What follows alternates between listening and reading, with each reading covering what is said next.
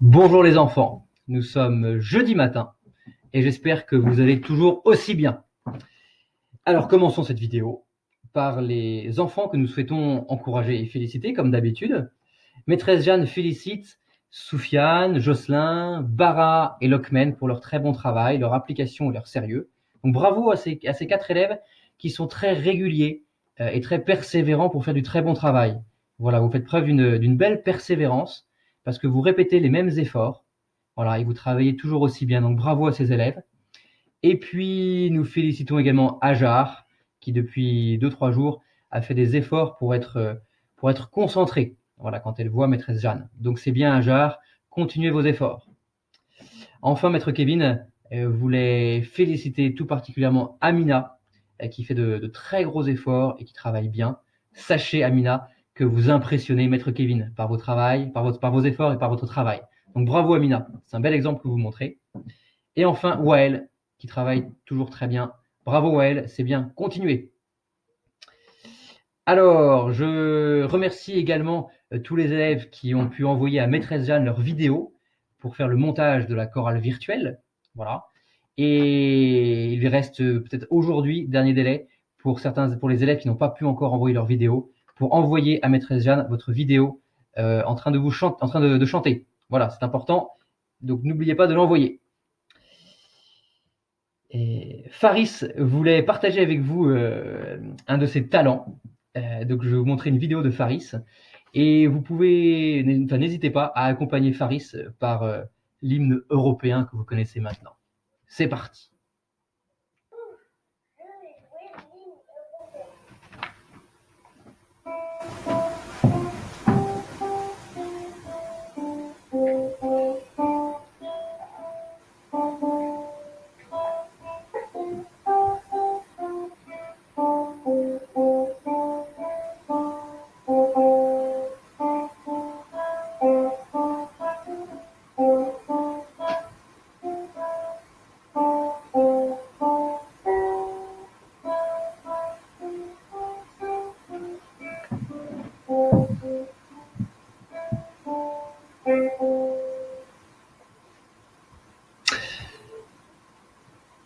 Eh bien, merci beaucoup Faris de nous avoir partagé cette activité. Vous avez un sacré talent en guitare, donc bravo Faris, merci de nous partager ce talent. Peut-être même que vous pourrez bientôt donner des cours de guitare à monsieur le directeur. Mais merci beaucoup, et puis n'hésitez pas à continuer de nous envoyer des vidéos, des photos de ce que vous faites à la maison. Cela nous fera toujours plaisir de le partager avec vos camarades.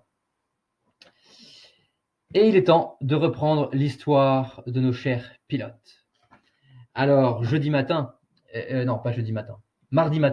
je vous avais raconté l'histoire de pilotes à Casablanca et à Dakar qui avait décidé de faire quoi justement? De faire quoi Lockman? Exactement Lockman, très bien, vous avez bien compris. Les pilotes avaient décidé de faire la grève. Voilà, ils avaient décidé de ne plus travailler parce qu'ils en avaient marre en fait. Ils en avaient marre de risquer leur vie en se faisant parfois attraper par les guerriers morts. Les pilotes étaient prêts à affronter les éléments de la nature, les éléments naturels. Ils étaient prêts à affronter le vent, la neige, la grêle, la pluie, le soleil, la chaleur. Tout cela, ils étaient prêts à l'affronter. C'était leur métier de pilote qui le voulait.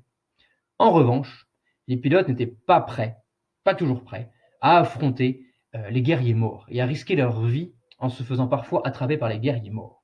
Ils avaient donc décidé de faire la grève et de ne plus travailler.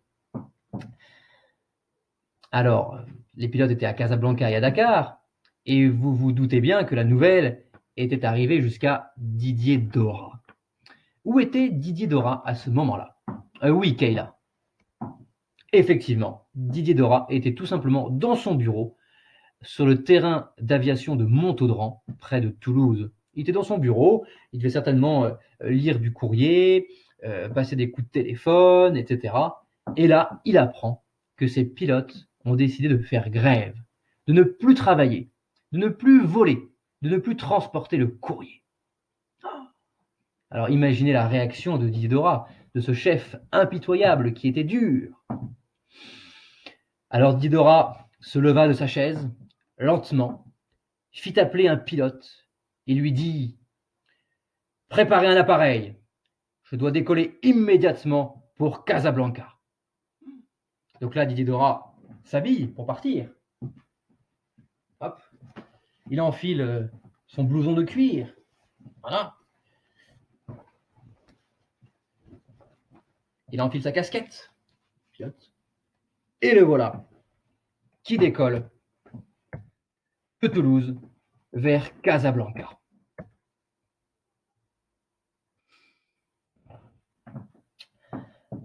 Alors l'avion part le soir de Toulouse et arrive tard dans la soirée à Casablanca.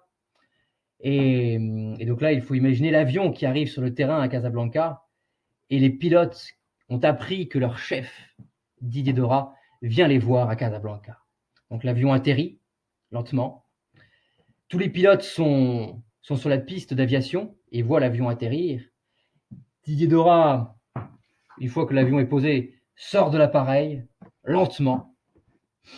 Et rien que par sa présence, rien que par son regard, rien que par sa corpulence, les pilotes sont impressionnés par leur chef, Didier Dora.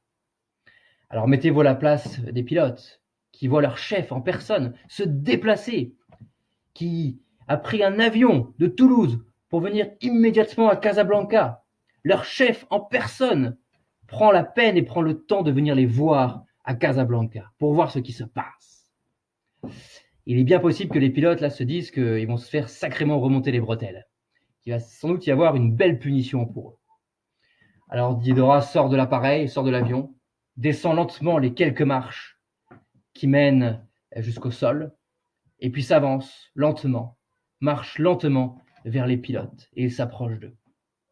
Bien sûr, il ne leur dit pas un mot, pas même un bonjour, il ne leur serre pas la main, évidemment que non.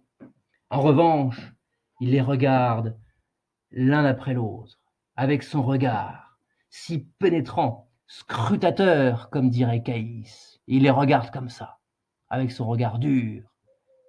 Voilà, chaque pilote, droit dans les yeux, il les regarde. Alors vous imaginez que les pilotes ne devaient pas emmener très large. Et ils baissent sans doute un peu la tête, ils regardent leurs pieds comme ça, tout penaud.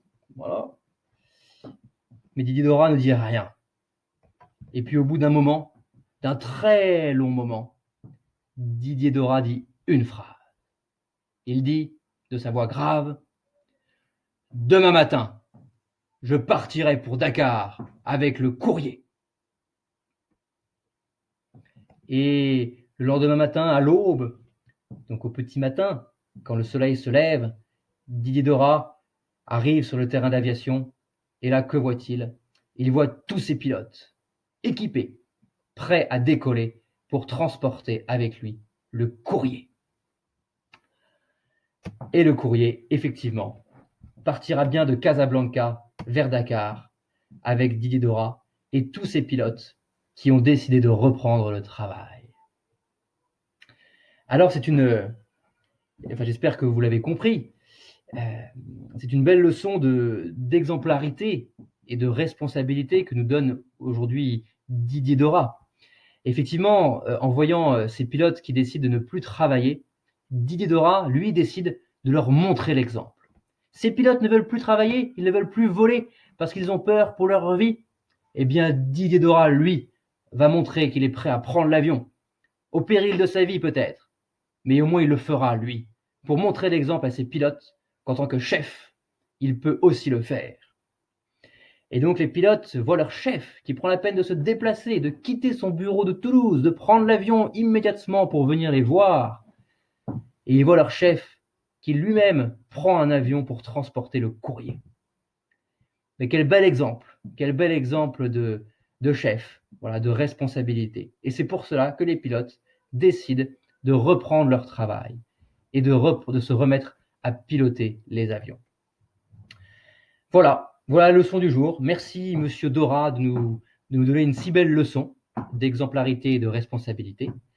Je vous dis bonne journée les enfants et puis à demain matin pour de nouvelles aventures.